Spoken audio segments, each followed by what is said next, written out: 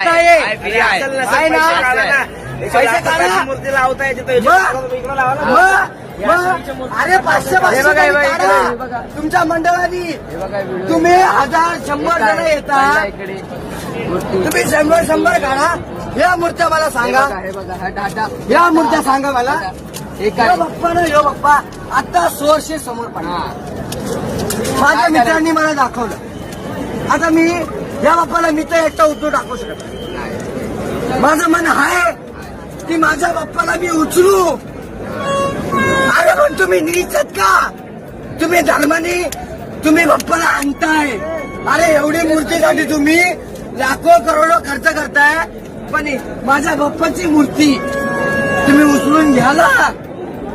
अरे ही जर मूर्ती पडली आज कोण खर्च करणार. आम्ही बीएमसी होले आम्हाला जाऊन कंप्लेंट करणार. त्या तिकडे त्या गोरेगावाला कोरेगावाला मूर्ती पडली आहे जाऊन उचला. बीएमसीला उचलणार आहे मूर्ती. तुम्ही मंडळाला त्यांनी उचलून टाकलं.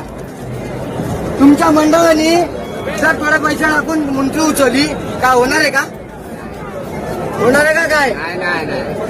अरे भाई मंडळाने जरा 500, 1000, 2000, 3000 खर्च करा पण बाप्पाची मूर्ती आतमध्ये जाऊ द्या रे.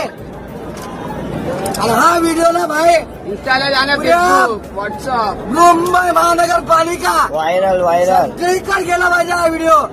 कारण की भाई गलत बोलत नाही. जर गलत बोलत असेल ना बिंदास कंप्लेंट करा. काय विषय नाही. ताई आज आपला बाप्पा आपण मानाने बसवतो.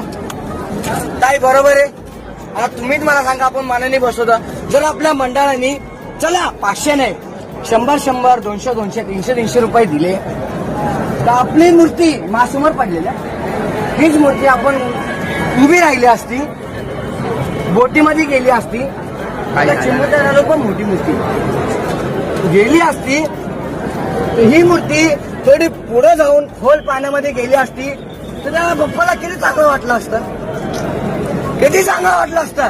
जर तुम्ही येऊन डायरेक्ट धडपडा करणार कसं वाटत. मूर्ती आहे ना श्रद्धांनी बसवली 10-11 दिवस तुम्ही आरती केली कसं वाटणार ताई. त्याला ते नाही बाप्पाची मूर्ती आहे यार. श्रद्धांनी बसवलं तुम्ही करा ना. तुम्ही महिनाभर उपाशी राहता पण तो बाप्पा तुम्हाला नंतर देईन ना दुसऱ्या महिन्यामध्ये ज्या श्रद्धाने तुम्ही बसवता. होईन ना तुमचं काय ना काय भला तर होईनच. सगळी दुनिया याच्या भरोशावर कायमावर आहे. तुम्ही 11 दिवस बसवता 11 दिवसानंतर लोक